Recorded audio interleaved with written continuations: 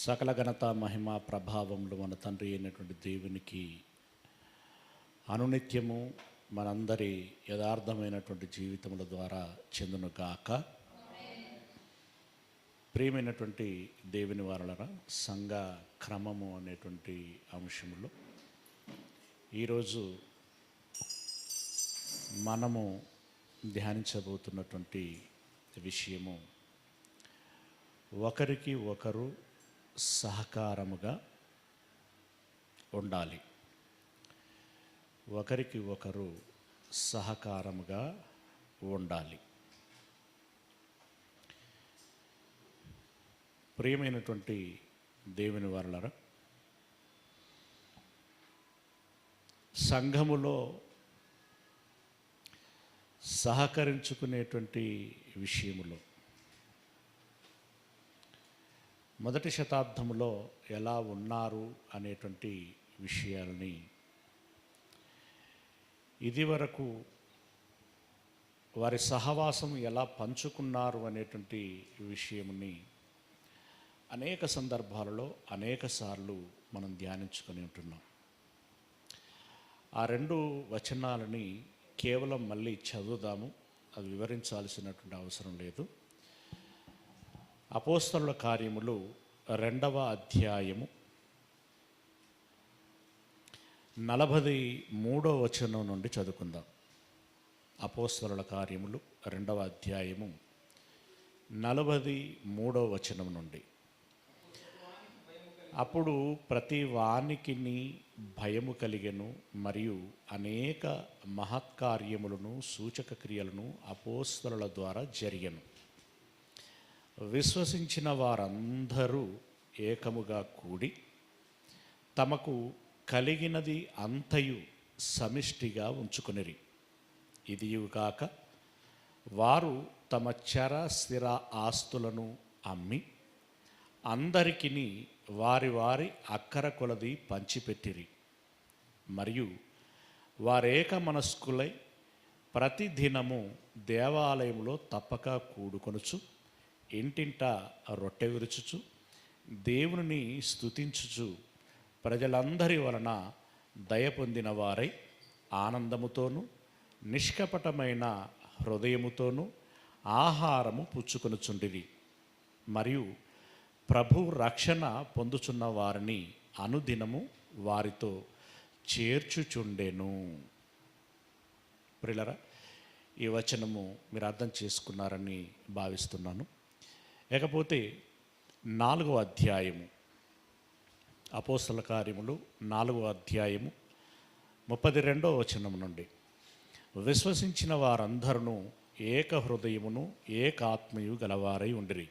ఎవడును తనకు కలిగిన వాటిలో ఏదియు తనదని అనుకొనలేదు. వారికి కలిగినది అంతయు వారికి సమిష్టిగా ఉండెను. ఇదియుగాక అపోస్తలులు బహుబలముగా ప్రభువైన యేసు పునరుత్థానమును గూర్చి సాక్ష్యమిచ్చిరి. దైవకృప అందరి యందు అధికముగా ఉండెను.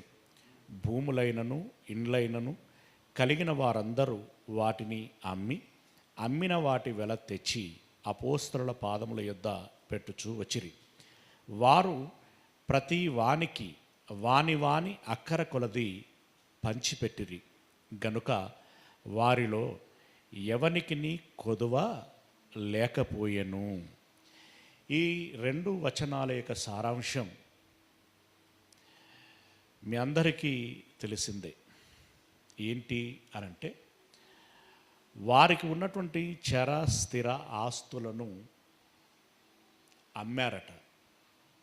ఎందుకు అనంటే, దేవుని పిల్లలైనటువంటి పరిశుద్ధులైనటువంటి వారందరూ కూడా తినే విషయంలో, త్రాగే విషయంలో, కట్టుకునేటువంటి విషయంలో, ఇంకా ఇతరత్రమైనటువంటి అవసరాల విషయంలో వ్యత్యాసాలు లేకుండా అందరూ సమానముగా అనుభవిస్తూ తగిన సమృద్ధి కలిగి బ్రతకాలి అనేటువంటి ఉద్దేశంతో ఉన్నవాడు ఉన్నట్టుగా కాకుండా, లేనివాడు లేమిడితో కాకుండా ఇరువురు సమానంగా ఉండాలి అనేటువంటి ఉద్దేశంతో క్రీస్తు అందరికీ సమానముగా అందించినటువంటి ప్రేమను బట్టి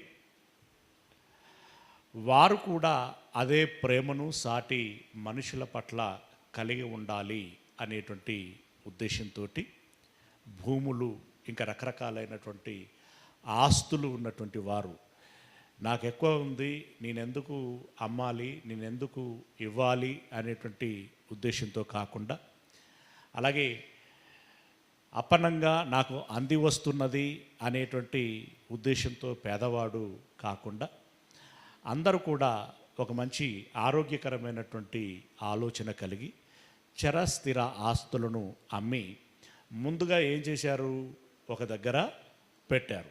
ఒక దగ్గర అంటే ఎక్కడ, పెద్దలైనటువంటి అపోస్తలుల యొద్ద పెట్టారు. వాళ్ళు ఏం చేశారు అనంటే వారి వారి అక్కరల కొలది వారికి పంచి పెట్టారు. అంటే సంఘములో ఇది అత్యంత ప్రాధాన్యతతో కూడుకున్నటువంటి అంశం. కానీ దురదృష్టవశాత్తు ఏంటి అంటే ఇది అనేక సంవత్సరాల నుండి మాట్లాడుకుంటూ వస్తున్నాం, కానీ అది ఆచరణకు నోచుకోవటం లేదు. అంటే దాని అర్థం ఏంటంటే ఈవెందో మనం కూడా అంత మెచ్యూరిటీలోనికి వెళ్ళలేదు, అంత పరిపక్వతలోనికి వెళ్ళలేదు, అంత సంపూర్ణతని మనం సాధించలేదు అని దాని అర్థం. కానీ వాస్తవానికి జరగాల్సింది ఏంటంటే క్రీస్తు యేసునందు మనం ఏమవ్వాలి, సంపూర్ణులము కావాలి. ఎంత సంపూర్ణము కావాలంటే క్రీస్తుకు కలిగిన సంపూర్ణత ఏదైతే ఉన్నదో అంత సంపూర్ణత మనము సాధించాలి. కనుక మాకెంతో తెలిసింది, మేము ఎంతో చేస్తున్నామని మనం గర్వపడి విర్రవీగాల్సినటువంటి స్థాయిలో మనం లేము అనేటువంటి విషయాన్ని మనము అర్థం చేసుకోవాల్సినటువంటిది.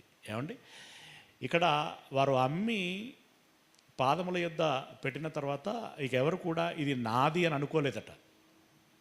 ఏమండి, వారికి ఉన్నటువంటి ఆస్తులలో ఏవి కూడా నావి అని అనుకోలేదట. అంటే ఒకసారి ఇచ్చేశాం, ఇక ఏది నాది కాదు అనేటువంటి ఒక సామాన్యమైనటువంటి విధానములో వారు ఉండి ఆ రకంగా సంఘములో సాధించి చూపించారు.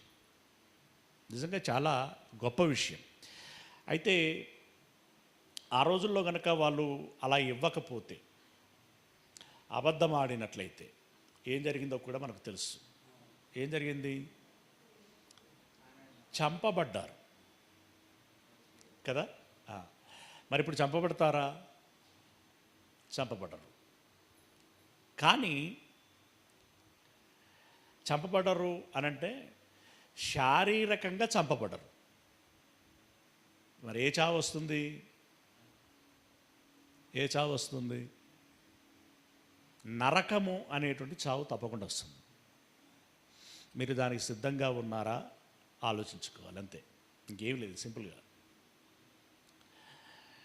వారికి ఉన్న వాటిలో ఏది తమదని అనుకొనకుండా వారికి ఉన్నటువంటి సమస్తమును సంఘం యొద్దకి తీసుకొచ్చి సంఘములో ఉన్నటువంటి వ్యక్తులందరూ కూడా తారతమ్య భేదాలు లేకుండా అందరూ సమానముగా అనుభవించటము జరిగింది. ఇది సంఘములో రావలసినటువంటి పరిపక్వత. ఓకే, దీని గురించి మీరు ఇంకా మరలా చదివి దాని పరిపక్వతని సాధించటానికి ప్రయత్నం చేయాలని మనం చేస్తున్నాం. ఇకపోతే సంఘములో అనంటే ఇప్పుడు మనం ఎలా ఆలోచిస్తూ ఉంటామంటే, ఏ ఊర్లో ఉన్న సంఘం వారు ఒక గుంపు, ఇది మా సంఘము, మీ సంఘములో, వాళ్ళ సంఘములో అని మాట్లాడుకుంటూ ఉంటాం, అంతే కదా. కానీ వాస్తవానికి అలా ఉండదు. అంటే ఇది ఏ స్టేజిలోనికి వెళితే అది అర్థమవుతుంది అని అంటే, నీ సంఘములో నువ్వు అంటే ఏ ఊరిలోనైతే ఉన్నావో, నువ్వు ఎక్కడైతే సహవాసం చేస్తున్నావో అక్కడ సాధించాల్సినటువంటి సంపూర్ణత సాధించిన తర్వాత ఈ ఆలోచన వస్తుంది. ఏంటది? సంఘము, దేవుని సంఘము లేదా క్రీస్తు సంఘము అనంటే ఒక ఊరికి మాత్రమే పరిమితమైనది కాదు, ఒక ప్రాంతానికి, ఒక వీధికి పరిమితమైనటువంటిది కాదు. సంఘము అనేటువంటిది సార్వత్రికమైనటువంటి సంఘము. అంటే ప్రపంచం అంతటా ఉన్నటువంటి వీరందరినీ ఒక దగ్గర పోగు చేస్తే వీళ్ళందరూ క్రీస్తు సంఘముగా ఎంచబడతారు. అయినప్పుడు ఇప్పుడు మన సహోదరులు ఎవరయ్యా, మన సహోదరిమణులు ఎవరయ్యా అనంటే ఈ ఊరిలో ఉన్నటువంటి సంఘస్థులు మాత్రమే కాదు, ఏ ఊరిలో ఉన్న పరిశుద్ధులు, ఏ ఊరిలో ఉన్న పరిశుద్ధులందరూ మన సహోదరులు సహోదరిమణులే అవుతారు. ఇప్పుడు పేతురు గారు యూదుల మీద ఫోకస్ చేసి సంఘమును విస్తరించటం అనేటువంటి జరిగింది, మనకు తెలిసిందే. పౌలు గారు అన్యజనుల మీద దృష్టి పెట్టి సంఘమును కట్టడం జరిగింది, విస్తరించటము జరిగింది. అయితే యెరూషలేములో భీకరమైనటువంటి కరువు వచ్చినటువంటి తరుణంలో అక్కడ ఉన్నటువంటి సంఘస్థులు ఆకలికి అవసరాలకి అలమటించిపోయేటువంటి పరిస్థితి ఏర్పడింది. అప్పుడు మామూలునైతే వాళ్ళ సంఘం వాళ్ళు చూసుకుంటారు, మా సంఘం మేము చూసుకుంటాం, మా అవసరాలు మాకుంటాయి, ఒకవేళ మా అవసరాలు తీరగా ఇంకేమైనా మిగిలితే బ్యాంకులో వేస్తాం, లేకుంటే డిపాజిట్ చేస్తాం, మళ్ళీ భవిష్యత్తులో ఇంకేమైనా క్రిస్మస్ వచ్చినప్పుడో ఇంకేదైనా వచ్చినప్పుడో గ్రాండ్గా సెలబ్రేట్ చేసుకుంటాం, మేమేందో చూపించుకుంటాం అనేటువంటి విధానంలో వారు ఆలోచించలేదు. ఏమండి, వారు ఎలా ఆలోచించారు అనంటే యెరూషలేములో ఉన్నటువంటి మన సహోదరులకి, ఎవరు యెరూషలేములో ఉన్నటువంటి వాళ్ళు ఎవరు? మన సహోదరులు. నేను ఇంకా అంత దూరం వెళ్ళట్లా, కనీసం ఇప్పుడు మనకి వరంగల్లో ఉన్నటువంటి మన సహోదరులు అనేటువంటి భావన ఉన్నదా? అలాగే సేమ్ టైం వరంగల్లో వాళ్ళకి హైదరాబాదులో ఉన్నటువంటి మన సహోదరులు అనేటువంటి భావన ఉండాలి. దాని అంతటికంటే ముందుగా మన దగ్గర మనమే, మనందరం ఒకటే అనేటువంటి భావన ఉండాలా లేదా? అయితే ఇక్కడ కాస్త మిస్ అయిపోతున్నాం అనేటువంటి ఫీలింగ్ నాకున్నది. ఇప్పుడు ఇక్కడ మన సంఘములోనే ఇప్పుడు ఇందాక మనం మాట్లాడుకున్నటువంటిది ఏదైతే ఉందో అది మిస్ అయిపోతున్నాము. ఇక్కడే మిస్ అయిపోతున్నామంటే వరంగల్ దాకా పోయేసరికి పూర్తిగా జారిపోయేటువంటి ప్రమాదము ఉంటుంది. ఇక వరంగల్ వారి విషయంలోనే జారిపోతే ఇంకెక్కడైనా మిగిలిన ప్రాంతాలలో మనకు ఇదివరకు పరిచయం లేదు, ఇప్పుడే పరిచయమైనటువంటి సహోదరులు, వాళ్ళ విషయంలో మనం ఎలా స్పందిస్తాము, అలా మనము ఆలోచించుకోవలసినటువంటి విషయం. సరే, ఇప్పుడు యెరూషలేములో కరువు వచ్చింది. వారు యూదా బ్యాక్గ్రౌండ్తో క్రిస్టియానిటీలోనికి వచ్చినటువంటి వారు వాళ్ళు. ఓకే, మరి ఇప్పుడు ఒక మాసిదోనియా, ఒక కొలస్సి, ఒక కొరంతు తదితరమైనటువంటి ప్రాంతాలలో ఉన్నటువంటి వారిలో క్రైస్తవ్యములోనికి వచ్చినటువంటి వారెవరు? ఒకటి అరా యూదులు ఉన్నారు, కానీ అధిక సంఖ్యాకులుగా అన్యజనులుగా బ్యాక్గ్రౌండ్ కలిగినటువంటి వారు క్రైస్తవ్యములోనికి వచ్చారు. అవునా? ఇప్పుడు యూదులది, యూదా సంఘస్థులు, యూదులు క్రైస్తవులుగా కూడుకుంటున్నారు, వాళ్ళు వేరు, అన్యజనులం క్రైస్తవులముగా కూడుకుంటున్నాం మనం వేరు అనేటువంటి బోధన జరగలేదు. అలాగే అలాంటి అభిప్రాయము వారిలో కూడా లేదు. ఎంత చక్కటి ఆరోగ్యకరమైనటువంటి ఆలోచనలో ఉన్నారు అనేది మనం బాగా అర్థం చేసుకోవాల్సినటువంటి విషయం. ఉదాహరణకి తీతు ఉన్నాడు అనుకోండి. తీతు వాళ్ళ డాడీ బ్యాక్గ్రౌండ్ ఏంటి? అనిజనుడు అంటే ఎవరు? వాళ్ళ డాడీ గ్రీకు పౌరసత్వం కలిగినటువంటి వాడు, గ్రీకులకు సంబంధించినటువంటి వాడు. మమ్మీ యూదురాలు. ఓకే, ఇంకా చాలామంది, చాలా భక్తులు పౌలుతో పాటు పర్యటించినటువంటి వారిలో అనేకులు అన్యులే మనకి కనబడతారు. అవునా? అలాంటి అన్యజనులు సంఘముగా కలిగినటువంటి వారిలో ఉదాహరణకి మనం కొరంథీ పత్రిక అని మనం చదువుకుంటూ ఉంటాం. అంటే దాని అర్థం ఏంటి? కొరంథీయులకు రాసిన పత్రిక అని చదువుతాం కదా. వాస్తవానికి ఆ పత్రిక ఎవరికి రాశాడు?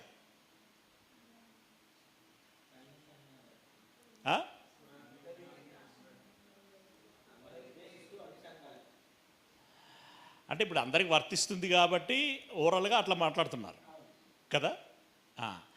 కానీ మీరు ఎప్పుడైనా ఈ పత్రికలలో ఆ ముందు మాటలు ఉంటాయి చూడండి, ఎప్పుడైనా చదివారా? ఆయన పర్టికులర్గా అక్కడ మెన్షన్ చేశాడు నేను ఎవరికి రాస్తున్నాను అనేది.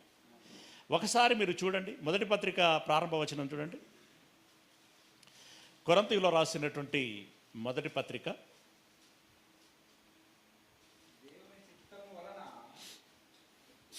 ప్రారంభ అధ్యాయము ప్రారంభ వచనము నుండి, దేవుని చిత్తం వలన యేసుక్రీస్తు యొక్క అపోస్తలుడుగా ఉండుటకు పిలువబడిన పౌలును సహోదరుడైన సోస్తెనేసును కొరంథీలో ఉన్న దేవుని సంఘమునకు, అనగా క్రీస్తు యేసునందు పరిశుద్ధపరచబడిన వారై పరిశుద్ధులుగా ఉండుటకు పిలువబడిన వారికిని మనకును ప్రభువుగా ఉన్న మన ప్రభు అయిన యేసుక్రీస్తు నామమున ప్రతి స్థలములో ప్రార్థించు వారందరికీ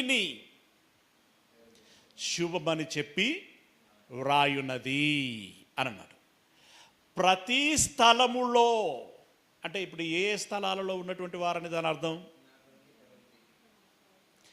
అంటే మోస్ట్లీ పౌలు గారి అభిప్రాయం అప్పుడు ఆ యూరప్, ఆసియా అండ్ యూరప్ ప్రాంతంలో ఉన్నటువంటి సంఘస్థులను అందరినీ ఉద్దేశించి రాస్తున్నటువంటి పత్రిక. అంటే మనకు తెలుసు, కొలసీలకు రాస్తూ ఒక పత్రిక రాసి ఎవరిని చదువుకోమన్నాడు? లవొదికేయ వాళ్ళని చదువుకోమన్నాడు. అంటే ఇప్పుడు పత్రిక డైరెక్ట్ ఎవరి దగ్గరికి వెళ్తుంది? కొలసీల దగ్గరికి వెళ్తుంది. వెళ్ళిన తర్వాత వాళ్ళు చదువుకొని అర్థం చేసుకొని నెక్స్ట్ వాళ్ళు ఏం చేయాలన్నమాట? లవొదికేయలో ఉన్నటువంటి సంఘస్థులకు పంపించాలి. అలాగే ఇప్పుడు ఫస్ట్ ఈ కాపీ ఎవరికి వెళ్తుంది? అప్పుడు రాసినప్పుడు కొరంథీయుల దగ్గరికి వెళ్తుంది. కొరంథీయులు నేర్చుకోగానే అర్జెంటుగా ఏం చేయాలి? వీళ్ళు ఆయా ప్రాంతాలలో ఉన్నటువంటి సంఘస్థులందరికీ ఈ పత్రికని పంపించాలి. యాక్చువల్గా పౌలు గారు రాసినటువంటి ఉద్దేశము అది. రెండవ పత్రిక కూడా చూడండి ఎలా ఉంటుందో. కొరంథీలో రాసినటువంటి రెండవ పత్రిక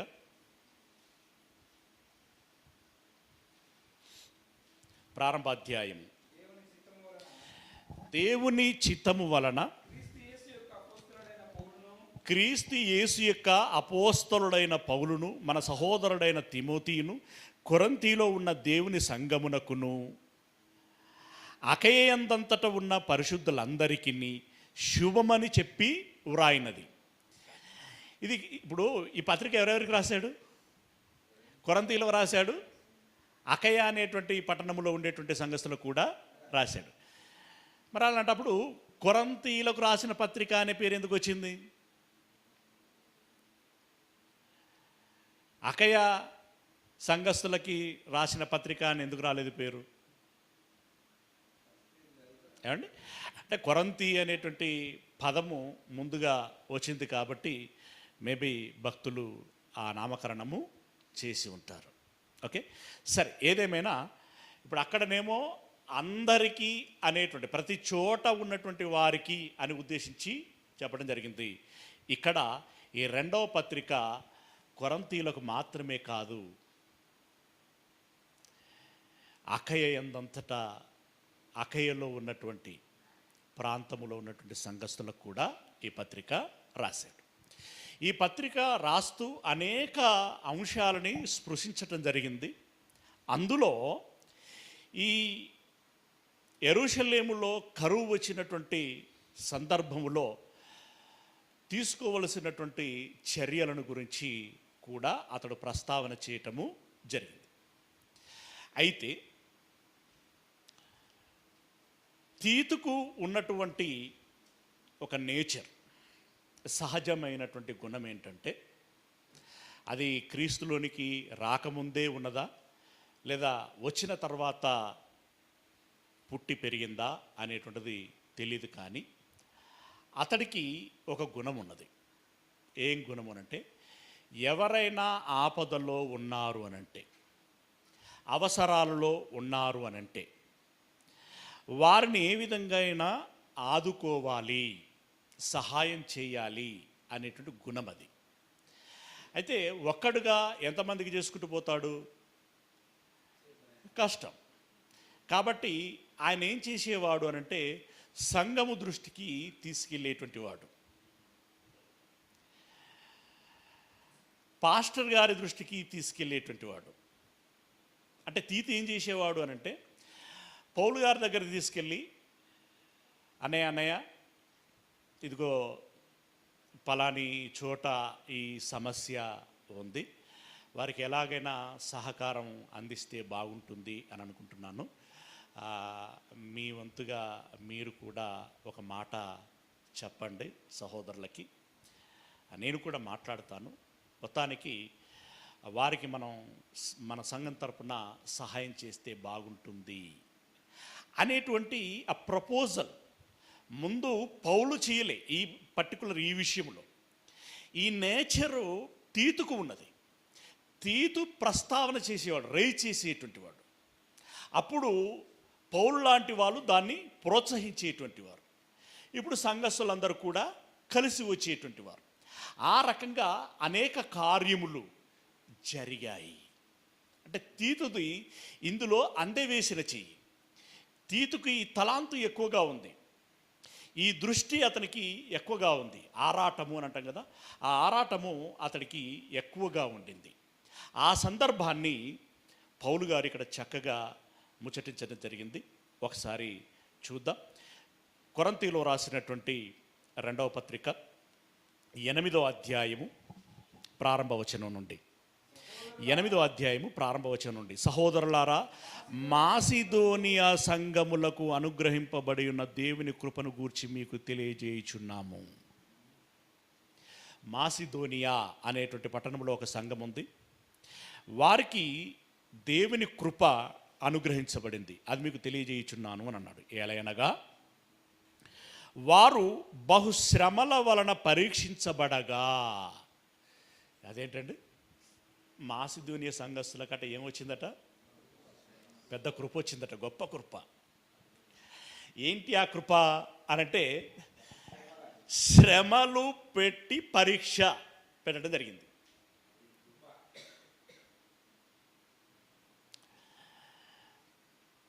అంటే ఇది పరీక్షనా అంటే పరీక్ష. శ్రమలు పెట్టడం అనంటే పరీక్ష. పరీక్ష కృపణ. ఏమండి, పరీక్ష పెడుతున్నట ఏమొస్తుందట? ఓర్పు వస్తుందట. అవునా? ఓర్పు ఏం చేస్తుందట? ఎక్కడుంటా చదవండి ఒకసారి. ఓర్పు ఏం చేస్తుంది? సహనమును. తర్వాత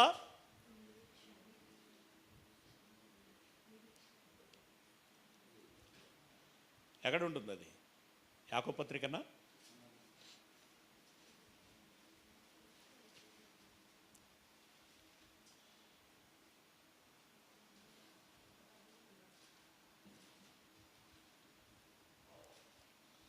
కాదు,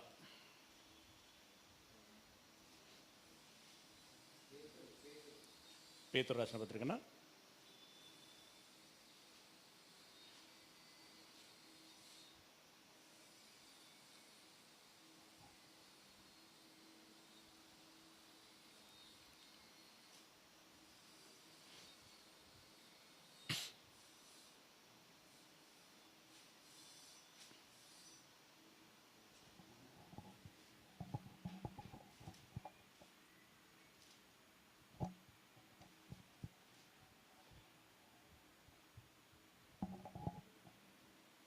ఎవరికి దొరకట్లేదా?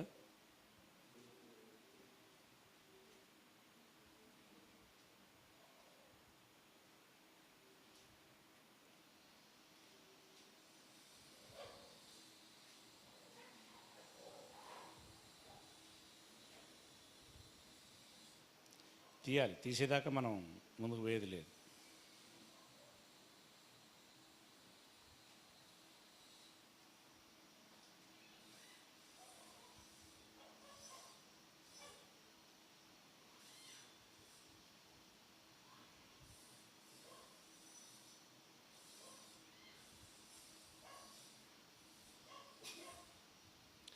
ఫోన్లో కొట్టండి కదా, అది వస్తుంది.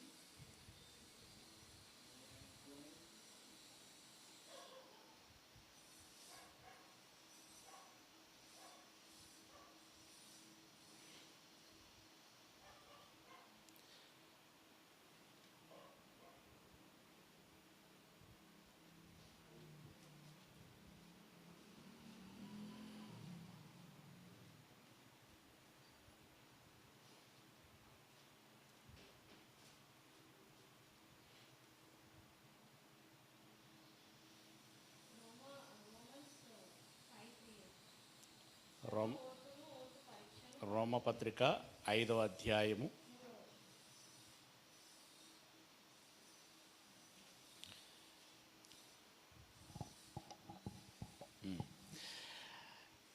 'అయితే కాదు, అంతేకాదు శ్రమ ఓర్పును, ఓర్పు పరీక్షను, పరీక్ష నిరీక్షణను కలగజేయునని ఎరిగి శ్రమలయందును అతిశయపడుదము అని అన్నాడు. అంటే ఇప్పుడు శ్రమ ఏం చేస్తుంది అని అంటున్నాడు అంటే ఓర్పును కలగజేస్తుంది. ఓర్పు ఉంటే ఏం చేస్తుంది అంటే పరీక్షను ఎదుర్కోవటానికి కావలసినటువంటి శక్తి సామర్థ్యాలను ఇస్తుంది. ఆ పరీక్షలో గెలవగలిగేటువంటి స్థాయిలోనికి మనం ఎదిగితే నిరీక్షణ కలిగి ఉంటాము. నిరీక్షణ కలిగితే ప్రియులారా, ఆ నిరీక్షణ వలన ఆ క్రీస్తు ఆగమనములో నేను ఏ విధంగానైనా పరమునకు ఎత్తబడాలి అనేటువంటి ఒక కాంక్ష ఏర్పడుతుంది.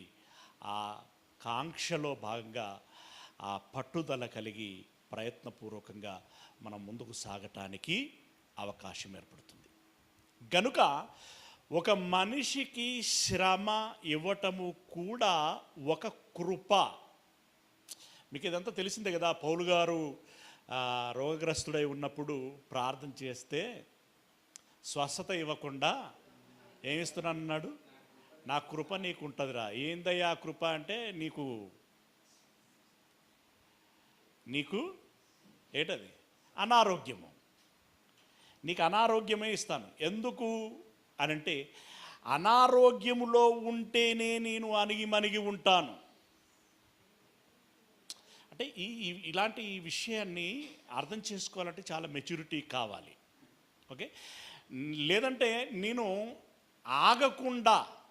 ఆగడాలు ఎక్కువగా చేస్తాను.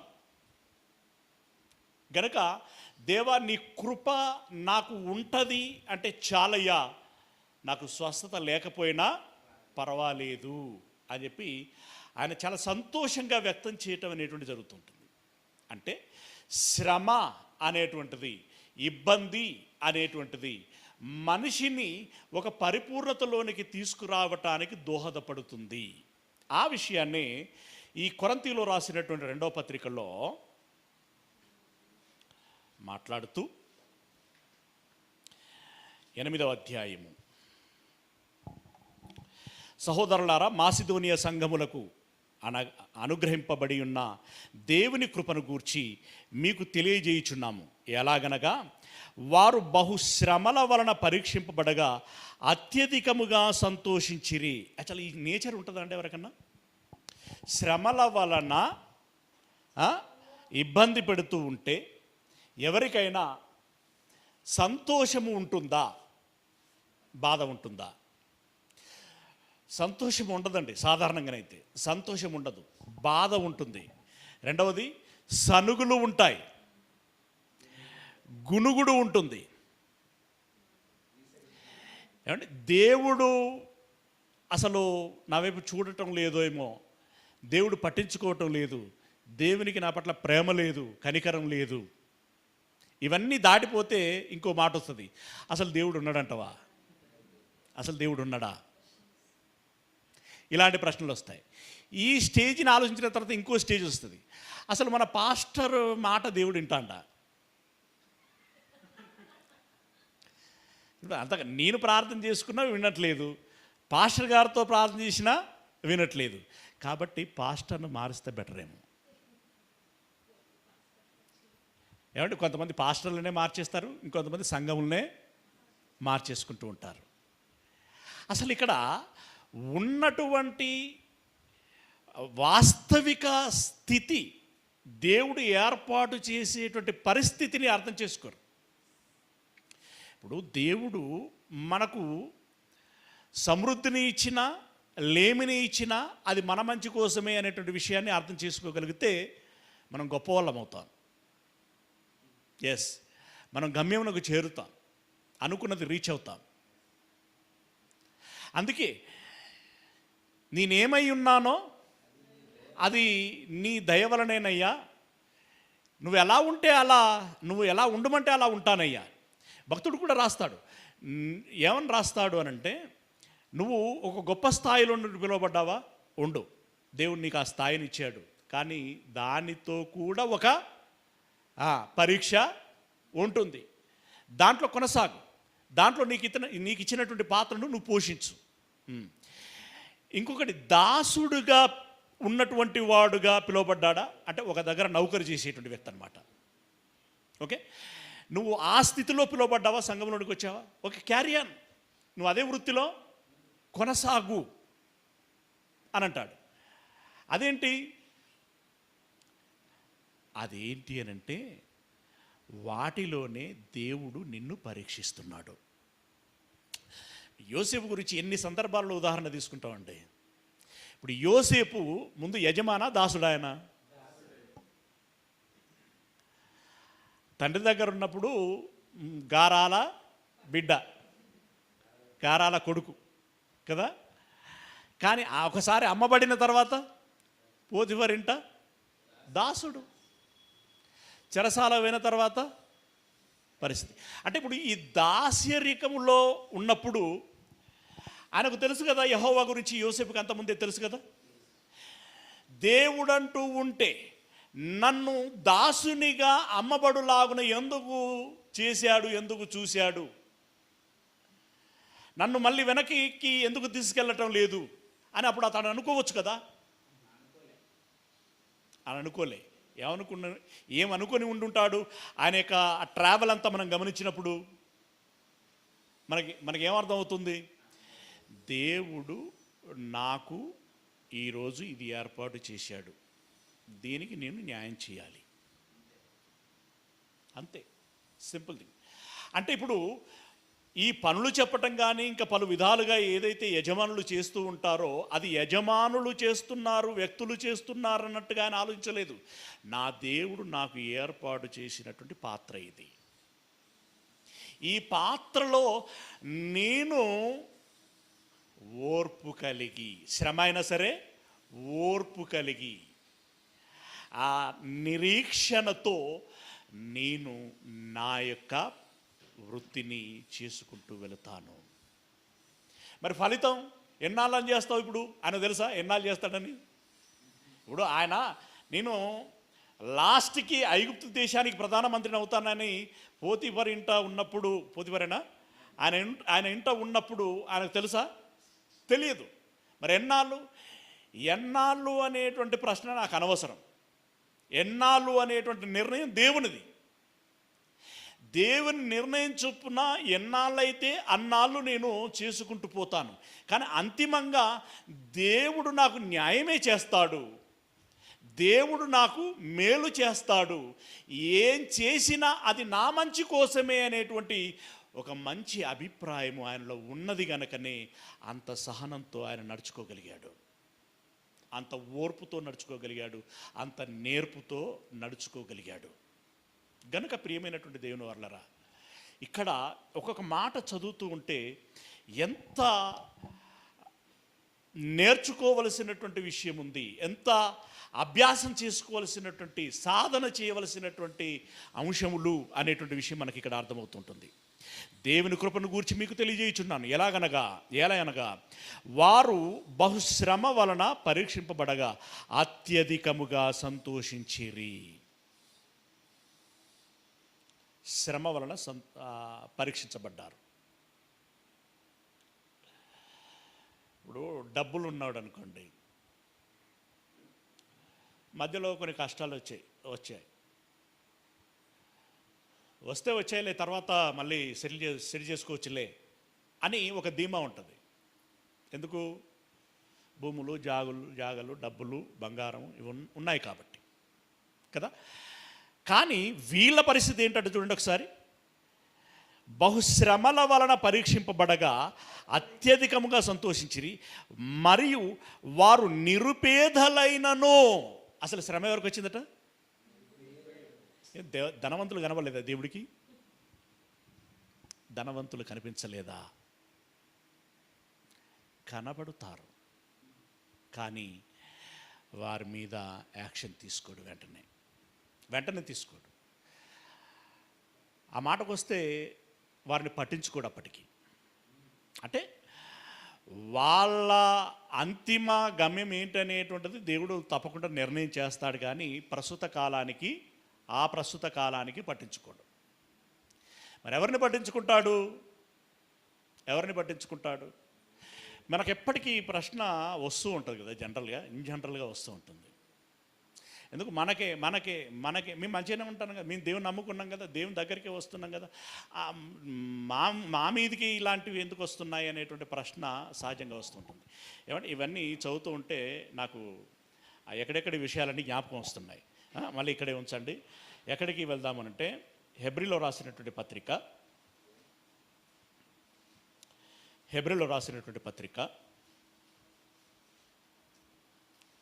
కొంచెం ఓపిక పట్టండి.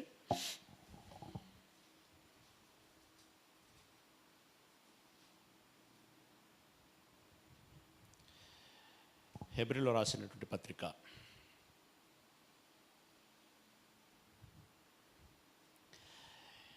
12వ అధ్యాయము 7వ వచనం నుండి చదువుకుందాం. హెబ్రీలో రాసిన పత్రిక 12వ అధ్యాయం 7వ వచనం. కొంచెం సబ్జెక్టు డీవియేట్ అవుతుంది. కాన్షియస్లో ఉన్నాను నేను. మనం ప్రతిపాదించుకున్నటువంటి అంశం ఏదైతే ఉందో దానికి డీవియేట్ అవుతుంది. బట్ ఆ వ్యక్తులను గురించే ఉపోద్ఘాతంగా అక్కడ మాట్లాడాడు కాబట్టి ఇది తప్పనిసరి అని అనిపిస్తూ నేను మీకు దీన్ని మీ దృష్టికి తీసుకొచ్చే ప్రయత్నం చేస్తున్నాను. శిక్షాఫలము పొందుటకై మీరు సహించుచున్నారు. ఇంకా 5వ వచనం నుండి చదువుకుందాం. అంటే నా కుమారుడా, చక్కని సంబోధన, నా కుమారుడా, ప్రభువు చేయు శిక్షను తృణీకరించకుము. అయిపోయింది. ఎవరు పని కట్టుకొని శిక్షిస్తారట నిన్ను? ప్రభువే. ఇప్పుడు నిన్ను సానబెట్టాలయ్యా, ఏం చేయాలి? సమ్మెట దెబ్బ కొట్టాలి. సమ్మెట దెబ్బకు కొట్టాలంటే కూడా ముందు అంతకంటే ముందు అది కొలివిలోనికి వెళ్ళాలి. ఈ కమ్మరాయన చూడు, నన్ను కొలిమిలో పెట్టిండు, నన్ను సమ్మెట దెబ్బలు కొట్టిస్తున్నాడు అని అంటే ఆ వస్తువుకి, ఆ ఆయుధానికి ఆ పదును రాదు. అందుకే నా కుమారుడా, ప్రభువు చేయు శిక్షను తృణీకరించకుము. ఆయన నిన్ను గద్దించున్నప్పుడు విసుకకుము. ప్రభు తాను ప్రేమించు వానిని శిక్షించి. ఎవరిని శిక్షిస్తాడట? ఆయన లవ్లో లేరనుకో, ఏం చేస్తాడు? ఆయన పట్టించుకోడు. వీడు ఏనాటికైనా అందులో పడేటోడే. ఎందులో? అగ్నిగుండంలో పడేటోడే. ఇక వాని గురించి మనం పదే ఫోకస్ చేయటం అంటే వాడికి ఇవ్వాల్సిన అవకాశాలు వాళ్ళకి ఇస్తూ ఉంటాడు. ఇక ఒక స్థాయికి వచ్చేసరికి కన్ఫర్మేషన్ అయినా వేచి ఉండేటువంటి ధోరణిలో పెడతాడు. బట్ దేవుని యొక్క దృష్టి మాత్రం ఎవరి మీద ఉంటుంది? ఇప్పుడు జూమ్ ఇన్, జూమ్ అవుట్ అనేటివి 2 వెర్షన్లు ఉంటాయి. ఇప్పుడు జూమ్ ఇన్లో ఎవరు ఉంటారు అని అంటే దేవుడు ప్రేమించిన వారు ఉంటారు. ఓకే, ఇప్పుడు సింపుల్గానండి, పిల్లలు మన ఇంటి పిల్లలైన పిల్లలే, బయట ఇంటి పిల్లలైన పిల్లలే. అందులో తప్పు చేసినప్పుడు మీరు ఏ ఇంటి పిల్లలను కొడతారు? ఇప్పుడు బయట ఇంటి పిల్లలు తప్పులు చేస్తారు, మన ఇంటి పిల్లలు తప్పు చేస్తారు. ఇప్పుడు మీరు ఏ ఇంటి పిల్లలను గద్దిస్తారు, ఏ ఇంటి పిల్లలను కొడతారు? అదేంటి, వాళ్ళు కూడా పిల్లలే కదా, వాళ్ళు చనిపోయినా పర్వాలేదా కదా? మన ఇంటి పిల్లలు అన్నప్పుడే మనం అధికారం తీసుకుంటాం. మన ఇంటి పిల్లలు అన్నప్పుడే దండిస్తాం. అవునా? మన ఇంటి పిల్లలు అన్నప్పుడే వారి మీద దృష్టి పెడతాం. గనుక ఆ మాట చెప్తున్నాడు, నా కుమారుడా, ప్రభువు చేయు శిక్షను తృణీకరించకము, ఆయన నిన్ను గద్దించున్నప్పుడు విసుకకుము. ప్రభు తాను ప్రేమించు వారిని శిక్షించి తాను స్వీకరించు ప్రతి కుమారుని దండించును అని కుమారులతో సంభాషించినట్లు మీతో సంభాషించు ఆయన హెచ్చరికను మరచితిరి. అంటే మీతో మాట్లాడుతూ ఏమని మాట్లాడాడు? క్రీస్తు అనేక శ్రమలు అనుభవించి పరమునకు చేరినట్లుగా మీరు కూడా అనేక శ్రమలు అనుభవించండి అంటాడు. పని కట్టుకుని అన్నాడు ఆయన. అదేంది దేవా, శ్రమలు అనుభవించటం ఏంది? శ్రమలు అనుభవించిన తర్వాత పరలోకం ఇస్తానని చెప్పటం ఏంటి? అసలు మీకేం బుద్ధి అది?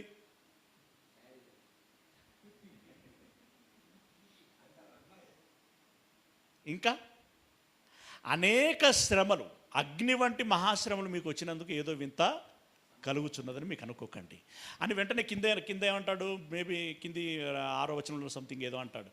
6వ వచనంలో అంటాడు, ఏమంటాడు? మీరు క్రైస్తవులైనందుకు శ్రమ అనుభవించిన ఎడల సిగ్గుపడక. క్రైస్తవులైనందుకు శ్రమ అంటే ఇక్కడ పర్టికులర్గా ఇవన్నీ ఆయనే మనకు ఇస్తున్నట్టుగా అనిపిస్తూ ఉంటుంది. మీరు ఒకసారి ఆగి ఆలోచించుకోండి, మనకు మన కుటుంబాలలో శ్రమలు ఇబ్బందులు ఉన్నాయా లేవా? సుధా అంటుండొచ్చు, మాకేం లేదనే ఇంకా మంచి కొత్తిల్లు కొనుక్కున్నాం ఇక అందులోకి ప్రవేశించబోతున్నాం. ఇంకా హ్యాపీ. ఏమండి, ప్రతి ఇంటిలో శ్రమలు ఉన్నాయి. ఇంకొకటి ఏంటంటే, మనము నిజమైనటువంటి క్రైస్తవులముగా బ్రతకడానికి తీర్మానం చేసుకోకపోతే అంత పెద్దగా శ్రమలు అంటే మామూలుగా క్యాజువల్గా ఉండేటివే ఉంటుండొచ్చు. కానీ అసలు సిసలైనటువంటి నికాసత్ అయినటువంటి క్రైస్తవులుగా మీరు బ్రతకాలంటే అసలు సమస్యలు అప్పుడు ప్రారంభమవుతాయి. ఇప్పుడు మొదటి శతాబ్దపు క్రైస్తవులకి వాళ్ళు కొడితే చంపితే పారిపోవలసినటువంటి పరిస్థితి ఎప్పుడొచ్చింది? మామూలుగా బ్రతికినందుక, క్రైస్తవులుగా బ్రతికినందుక? క్రైస్తవులుగా బ్రతికినందుకు. గనుక ప్రియులరా, మనము క్రైస్తవులముగా బ్రతకడానికి అంటే నిజమైనటువంటి క్రైస్తవులముగా బ్రతకడానికి ప్రయత్నం చేస్తూ ముందుకు సాగిన కొలది శ్రమలు ఎక్కువ అవుతాయి. నాకేం శ్రమలు రావట్లేదు, లాస్ట్ 2-3 ఇయర్స్ నుండి నేను నార్మల్గానే ఉన్నాను అని అంటే కనుక మన స్పిరిచువల్ లైఫ్లో ఏం లేదన్నమాట, గ్రోతింగ్ లేదని దాని అర్థం, ప్రోగ్రెసివ్గా మనం లేము అని దాని అర్థం. ఓకే, అది గుర్తుంచుకోండి. ఇక తర్వాత కిందికి వెళ్ళినట్టయితే 7వ వచనం, శిక్షాఫలము పొందుటకై. అంటే శిక్షిస్తాడట, శిక్షించిన తర్వాత దానికి ఏమిస్తాడట? ఫలం ఇస్తాడట. శిక్షాఫలము పొందుటకై మీరు సహించుచున్నారు. ఇంతకీ ఎందుకు ఓర్చుకుంటున్నారు? ఇదంతా ఎందుకు ఆ శ్రమను స్వీకరిస్తున్నారు అనంటే దానికి ఒక ఫలం ఉంది, దాన్ని పొందుకోవటానికి సహించుచున్నారు. దేవుడు కుమారులనుగా మిమ్మును చూచుచున్నాడు. మర్చిపోకండి, మనమంతా దేవుని పిల్లలమాట. మనల్ని కుమారులను గాను కుమార్తెలను గాను అతడు చూస్తున్నాడు. కనుక దేవుడు కుమారుడుగా మిమ్మల్ని చూచున్నాడు. తండ్రి శిక్షింపని కుమారుడెవడు? కుమారులైన వారందరూ శిక్షలో పాలు పొందుతున్నారు. మీరు పొందని ఎడలా అన్నాడా అన్నాడా అంటాడు.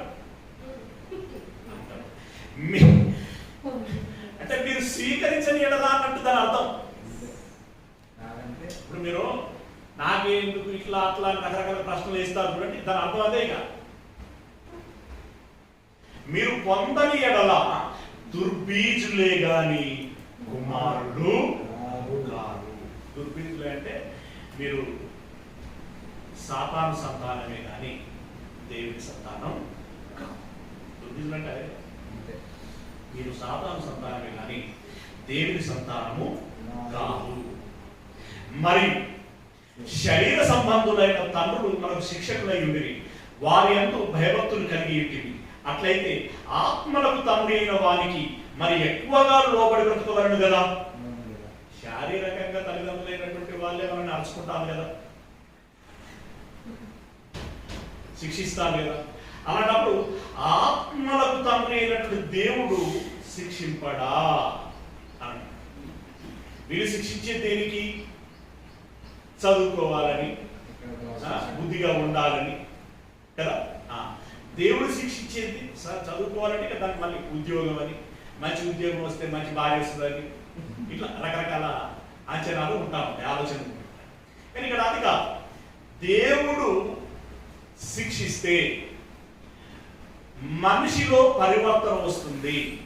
ఆ పరివర్తన పరలోకములకు యోగ్యులుగా చేస్తుంది. దేవుడు శిక్షించేటువంటి ఉద్దేశం అది.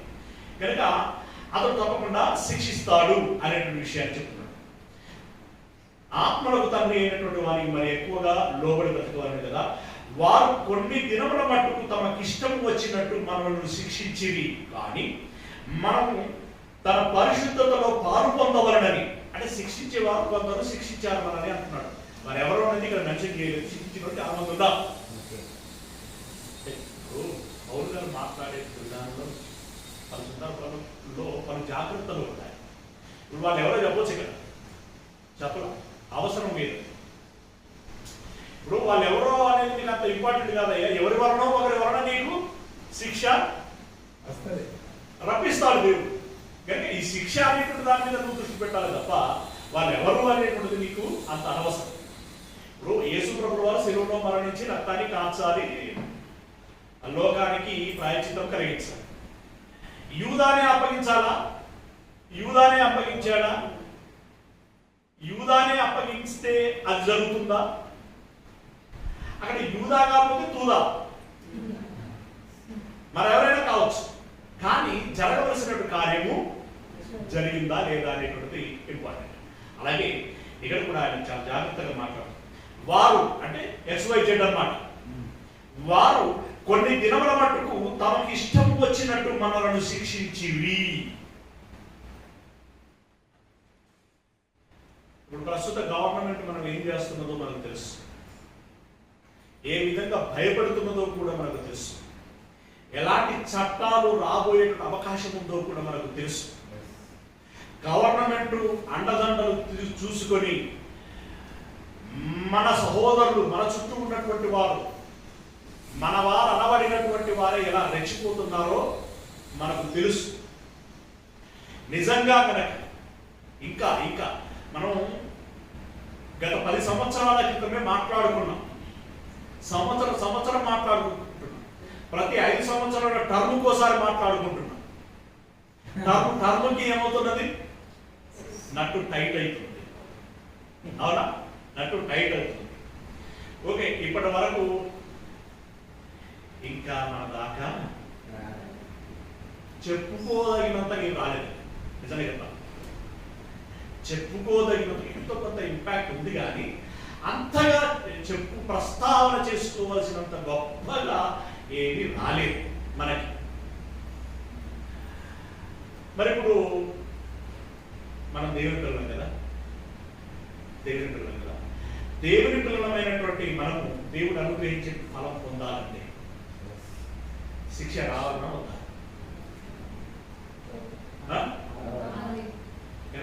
ప్రార్థన చేయాలనుకున్నాం? దేవా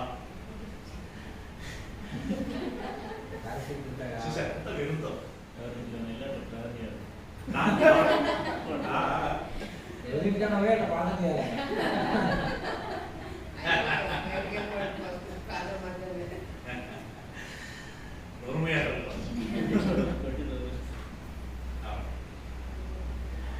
నాకు పరలోక ఫలం కావాలయ్యా.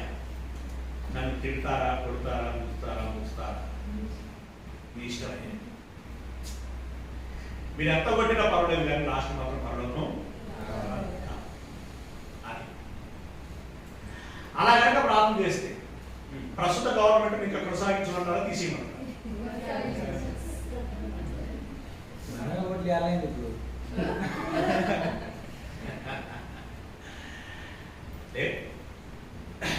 మనం ఇక్కడ సింపుల్గా గుర్తుంచుకోవాల్సిన విషయం అంటే శ్రమలు వస్తే నెరవకూడదు, బెదరకూడదు. అది మనం పాయింట్గా చేసుకొని గమనించుకోవాల్సినటువంటి విషయం.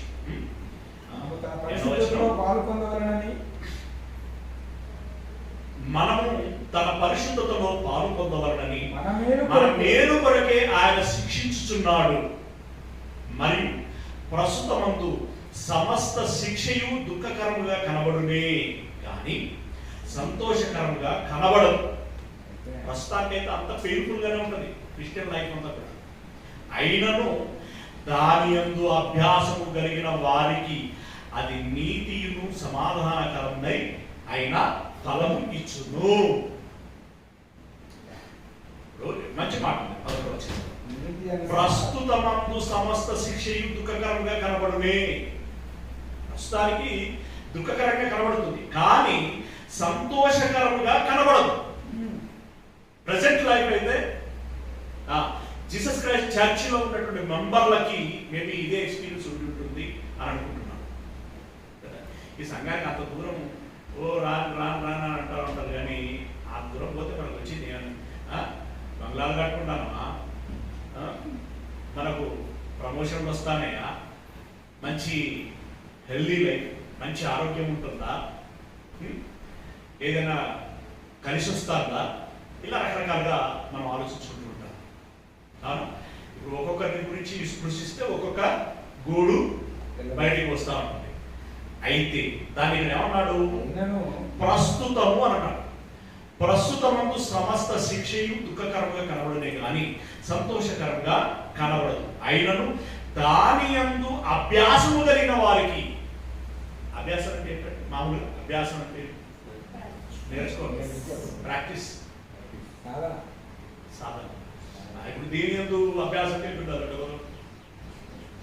శ్రమలు రావాలి, ఆ శ్రమలను నేను భరించాలి, ఎదుర్కోవాలి, నిలబడాలి. దానికి మానసికంగా మనం సిద్ధపడి ఉండాలి. ఎందుకు అంటే నీతిను సమాధానకరమైన ఫలం వస్తుంది కనుక. ఓకే, ఇది ఇక్కడ ఉన్నటువంటి మ్యాటర్. ఇప్పుడు మొత్తానికి ఏమర్థమైందండి? ఎవరు శిక్షించబడతారు, ఎవరు శ్రమల పాలవుతారు? దేవుడు ఎవరినైతే ప్రేమిస్తాడో వారిని శిక్షిస్తాడు. అంటే ఇప్పుడు నీకు శిక్ష వచ్చిన కొలది, నీకు శ్రమ వచ్చిన కొలది నువ్వేమనుకోవాలి? దేవుడు నన్ను ఇంతగా ప్రేమిస్తున్నాడు. చిరంజీవి చెప్పినట్టుగా ఈ మాటలు బయట చెబితే పిచ్చి బట్టి బోధిస్తున్నాడు అనుకుంటాడు కదా. అలాగే అందుకే దేవుని మాటలు లోకానికి వేర్వితనంగా ఉంటాయి. నిజంగా పర్ఫెక్ట్ గా అలాగే ఉంటాయి. అవునా? మరి లోకం ముచ్చట్లు మనకి ఎలా ఉంటాయి? నిజమైన భక్తుడిగా మనకు వేరుతనంగా ఉంటాయి. కాకపోతే మాటకి అది మంచిగా అనిపిస్తుంది. ఓకే, అలాగే ఇప్పుడు మళ్ళీ కొరింథీ పత్రికకు రండి. అంటే ఒక సంఘముల గురించి ఎలా పరిచయం చేస్తున్నాడో చూడండి. లవోదికయలో ఉన్నటువంటి సంఘం అది శ్రమల వలన పరీక్షించబడింది, అయినా కూడా అత్యధికంగా సంతోషించిందట. శ్రమల వలన పరీక్షించబడగా అత్యధికముగా సంతోషించింది. అయితే అదేమన్నా సమృద్ధిగా ఉండి సంతోషించిందా అంటే అది లేదు. నిరుపేదలై అని అన్నాడు. నిరుపేదలంటేనే ఒక విధానం, నిరుపేదలంటే గడిగ దారిద్ర్యం అంటారు చూడండి, ఆ రకమైనటువంటి పరిస్థితి. రెక్కాడితేనే కానీ డొక్కాడనేటువంటి పరిస్థితి. అవునా? నిరుపేదలైనను వారి దాతృత్వం బహుగా విస్తరించెను. పేదవాడు ఏం చేస్తున్నాడట? దాతృత్వం చేస్తున్నాడు. అంటే ఇంకొకరికి సహాయం చేస్తున్నాడు, దానం చేస్తున్నాడట. పేదవాడి బ్రతికే అంతంత మాత్రం అయినా అతడు ఏం చేస్తున్నాడు? దానం చేస్తున్నాడు. ఇంతకీ ఎవరికి చేస్తున్నాడు, ఎలా చేస్తున్నాడు అనే విషయాన్ని కింద చూసినట్లయితే ఈ కృప విషయంలోను, పరిశుద్ధుల కొరకైన పరిచర్యలో పాలు పొందు విషయంలోను మనపూర్వకముగా మమ్మును వేడుకొనుచు ఆ నిరుపేదలైనటువంటి మాసిదోనియా సంఘస్థులు పౌలు గారిని వేడుకున్నారట. అయ్యగారు మాట మనవండి, కొంచెం మీరు తప్పకుండా ఒప్పుకోవాలండి, ఎట్లనైనా మీరు మాకు అట్లా ఏర్పాటు చేయాలండి. ఏమనుకుంటున్నామంటే మేము మాకున్నటువంటి దానిలో కొంత పక్కకు తీసి ఎవరైనా ఇంకా మాకంటే ఇబ్బందిలో ఉన్నటువంటి వారికి సహాయం చేయాలనుకుంటున్నాము. అలాంటి వారు ఎవరైనా ఉన్నట్టయితే వాళ్ళకి చాడ మాకు చెప్పి మా ద్వారా ఆ సొమ్ము వాళ్ళకు చేరేటట్లుగా చేయ అని చెప్పి పౌరులు వేడుకుంటున్నారు. అంటే గ్రేట్ పర్సనాలిటీ కదా, చాలా గొప్ప విశాల హృదయం, చాలా విశాల హృదయం. ఈ మాటలు మనం చూస్తుంటే వారి దరిదాపులో మనం లేనేమో అనిపిస్తాం. అంటే మొత్తం సంఘంగా చెప్తున్నాం. కొందరు మీలో వ్యక్తులు ఉన్నారు, చాలా సంతోషకరం, చాలా సంతోషకరం. ప్రియులారా, ఇది పరసంబంధమైనటువంటి ఆశీర్వాదాన్ని తీసుకొచ్చి పెట్టేది. పరిచర్య చేయాలి, ప్రభు పనులు చేయాలి అంటే కేవలం బయటికి వెళ్ళి సువార్త ప్రకటించడం మాత్రమే కాదు, పలు విధాలుగా ఉంటాయి. అలాంటి వాటిలో ఇలాంటిది ఒక కీలకమైనటువంటిది. Okay, right. వారు పౌరుడు వేడుకొనుచు వారు తమ సామర్థ్యము కొలదే కాక సామర్థ్యము కంటే ఎక్కువగాను తమంతట తామే అనౌన్స్మెంట్ లేదట. మనము అడిగి గీజాడి గోజాడి గింజుకున్నా కూడా పైసా రాదు, కానీ వారుగా మేము ఎవరికైనా సహాయం చేయాలనుకుంటున్నాం, ఎవరికి చేయాలో వాళ్ళ జాడ చెప్పండి అయ్యా అంటే పౌరులు వేడుకొని వారు ఒకే పలానా చోట మరి పలానా పరిస్థితి ఉంది అని అన్నప్పుడు వారు వారి శక్తి కొలది కాకుండా వారి సామర్థ్యమునకు మించి అంటున్నాడు. సామర్థ్యముల కంటే ఎక్కువగాను తమంతట తామే అంటే స్వచ్ఛందంగా. ఎంత మెచ్యూరిటీ ఉంటే ఆ పని చేసుకుంటారంట. ప్రభువును వారు ఎంతగా ఆకలింపు చేసుకున్నారు, ప్రభువును ఎంతగా వాళ్ళు ధరించుకున్నారు, ఎంతగా ధరించుకున్నారు. యేసయ్య తన ప్రేమను ఎప్పుడు కనపరిచాడు? తన దారిద్ర్యంలోనే కదా. ఓకే, ఆ రిక్తుడిగా ఉన్నటువంటి పరిస్థితుల్లోనే కదా, శ్రమలలోనే కదా, చంపబడుచున్నటువంటి తరుణంలో కూడా అయ్యా వీరేం చేయించున్నారు వీరు అరగలగనక వీరిని క్షమించండి అనేటువంటి ఆ పరిపూర్ణ పరిపక్వత కలిగినటువంటి ఆ మాటను వారు బాగా ఆకలింపు చేసుకున్నారు. ఆకలింపు చేసుకుని ఎవడో పేదవాడుగా ఉంటే మనం సహాయం చేయాల్సినటువంటి అవసరం ఏముంది? మన అవసరాలు తీరటమే అంతంత మాత్రంగా ఉంది. ఇలాంటి పరిస్థితుల్లో నేను ఎవరికో ఎందుకు సహాయం చేయాలి?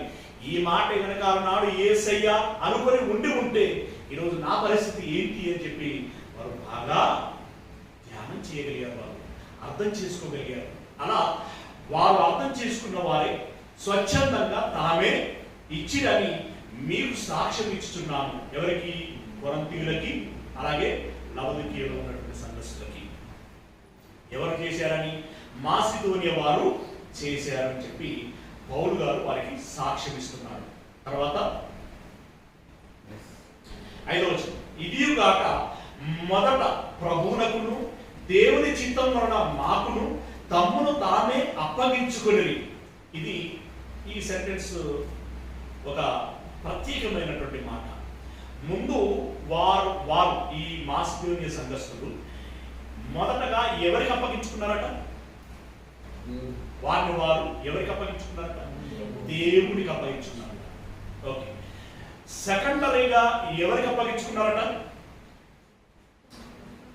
మొదటగా ప్రభువునకు. ఓకే. రెండవది దేవుని చిత్తం వలన మాకును అని. చాలా మంది తప్పుడుగా మాట్లాడేటువంటి వారు మన సంఘంలో కూడా లేకపోతే ఏంటి అంటే, ఈయన ఆయనంటే తిరుగుతూ ఉంటారు, ఈయనకు ఆయనే దేవుడు, ఈయనకు ఆయనే పోల్చుకో, ఈయనకి దేవుడి కంటే ఎక్కువ ఈయనే అని మాట్లాడుతూ ఉంటారు. అసలు ఒక దైవజనుడికి ఒక వ్యక్తి అంటగాగుతున్నాడు అంటే దాని అర్థం ఏంటి? అసలు దాని అర్థం ఏంటి? వాళ్ళన్నా, అయ్యా మేము ఇలా చేయాలనుకుంటున్నాం, మాకు దానికి సంబంధించినటువంటి అవకాశాన్ని కలగచేయండి అని వేడుకున్నాం.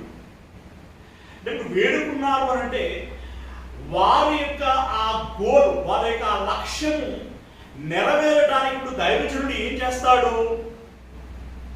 సహకరిస్తాడు. ఓకేనా? రెండవది మీకు తెలుసు కదా, ఇదే కొరంథీయులో చెప్తాడు, ఇతరుల యుద్ధ నుండి సొమ్మును పుచ్చుకొని సంబంధిత కార్యక్రమాలు చేశారు, మీ యుద్ధ నుండి తీసుకోకపోయినందులకి మీకు చేసిన అన్యాయమును బట్టి నన్ను క్షమించండి.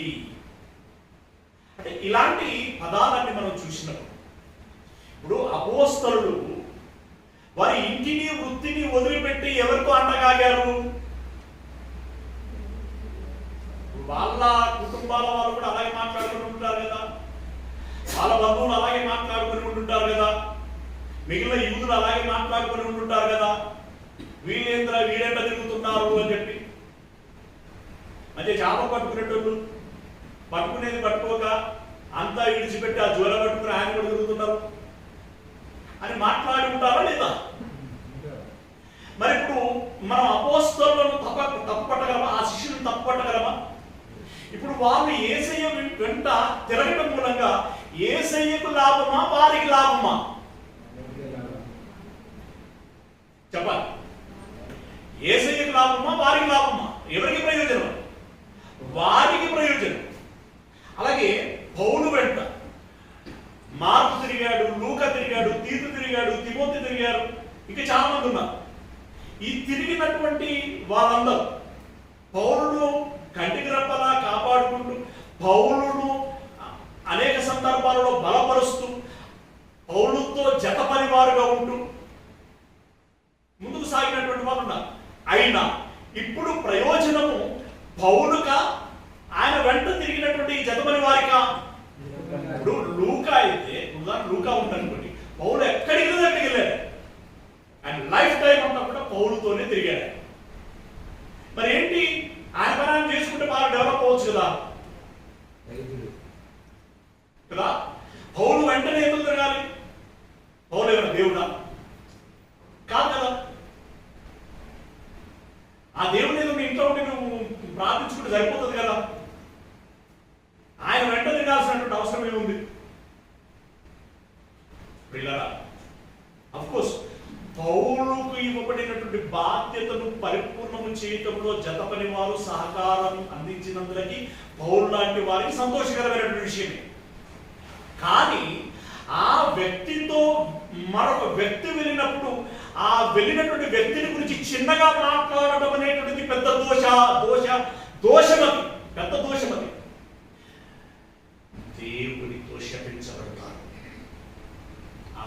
చేసుకోకుండా మాట్లాడితే, ఇక ఈ మాట మనం అంగీకరించాలా తృణీకరించాలా? ఏమన్నాడు అక్కడ? ముందు వారు దేవునికి అప్పగించుకున్నారు. ప్రభువులకు మీన్స్ దేవునికి అప్పగించుకున్నారు. రెండవది ఏం చేశారట? దేవుని చిత్తం వలన మాకును తమ్ముడు తామే అప్పగించుకుని. అంటే ఒక మనిషి వరకు ఆ మనిషికి అప్పగించుకుంటున్నాడు. అన్న నన్ను ఎలాగైనా వాడుకో. అర్థమైందా? ఇదిగో నాకు సంగీతం వస్తుందన్నా, నన్ను మీరు ఎక్కడైనా వాడుకోండి, ఎలాగైనా వాడుకోండి. మీరు పాటలు పాడతారన్నా, నన్ను ఎలాగైనా వాడుకోండి. అన్నా నేను ఈ కార్యక్రమం చేయగలుగుతానన్నా, నన్ను ఎలాగైనా వాడుకోండి. ఇదిగో నేను దేవుని కృపను బట్టి ఎంతో కొంత సంపాదిస్తున్నానన్నా, ఈ విషయంలో నన్ను ఎలాగైనా వాడుకోండి. ఎంత ఓపెన్ హార్ట్ అండి! అలాంటి వారు ముందుకు వచ్చారు. వచ్చినటువంటి వారిని బట్టి పౌలు గారు ఇక్కడ గొప్పగా చెబుతున్నారు. దేవునికి అప్పగించుకున్నారు. దేవుని యొక్క కృపను బట్టి వారు మాకు అప్పగించుకున్నారు. మాకు అప్పగించుకున్నారంటే ఇప్పుడు చెప్పండి. ఇప్పుడు పౌలు వాళ్ళ సర్వీస్ ఎలా ముందుకెళ్ళి ఉంటుంది? పౌలు వారిని ఎలా వాడుకొని ఉంటుంటాడు? ఇప్పుడు వాళ్ళు అప్పగించుకున్నారన్నప్పుడు పౌలు వాళ్ళని వాడాలి కదా, ఎలా వాడి ఉంటాడు? ఏదో రకంగా వాడి ఉంటాడు. అది తన కోసం వాడుకున్నట్ట, దేవుని పరిచర్యలో వాడినట్ట?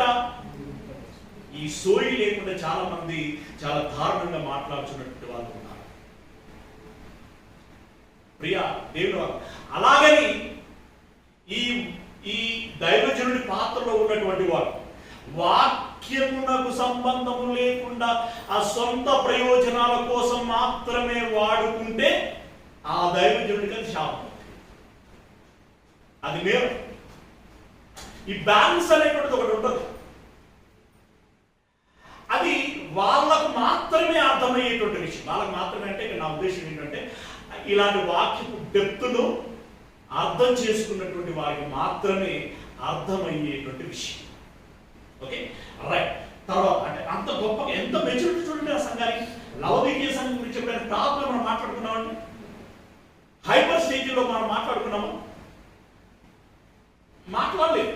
చాలా గొప్ప సంఘం అది. ఎంత గొప్ప సంఘం చూడండి, ఎంత గొప్ప సంఘం. రైట్, పౌరులకు అప్పగించుకున్నారు. తర్వాత అప్పగించుకుని ఇంతగా చేయుదురని అసలు మేము అనుకోనే లేదు. అంటే వీళ్ళు అనుకున్న దానికంటే ఎక్కువ స్పందించారు.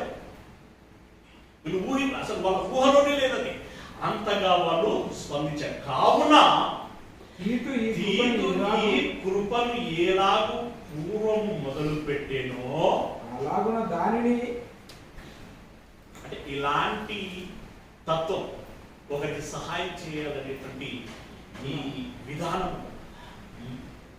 వీళ్ళకంటే ముందుగా తీతు అనేటువంటి వ్యక్తికి ఆల్రెడీ ఉందట. అంటే ఇప్పుడు తీతు అదే గుణంతో తనను తాను ముందు దేవుడికి తర్వాత పౌలు గారికి అప్పగించుకున్నాడు. తీతు అలాంటి గుణమైన ఉన్నది అంటున్నాడు. కావున తీతు ఈ కృపను ఎలాగూ పూర్వం మొదలు పెట్టినో అలాగున దానిని మీలో సంపూర్ణము చేయుమని మేమతని వేడుకొంటిమి. వారిని మామూలునైతే వీళ్ళు పౌరులాంటి వ్యక్తులు వేడుకోవడం చూస్తాం. ఇంతకు మీద నేను అదే గమనించాను. ఆ సంఘస్థులు పౌరులు వేడుకున్నారు. ఇప్పుడు పౌరు తీతును వేడుకుంటున్నాడట. ఎందుకు? తీతు ఈ విషయంలో నువ్వు చాలా ఎక్స్పర్ట్, నీకు ఇందులో నేర్పరితనం ఉన్నది, నువ్వు చేయగలవు, నలుగురితో చేయించగలవు, దానికి న్యాయం చేయగలవు. దీనికి నువ్వైతే సూట్ అవుతావు. వాళ్ళు ఇంతగా నన్ను రిక్వెస్ట్ చేశారు, మా ఈ లవదీకీయ వాళ్ళు నన్ను వేడుకున్నారు.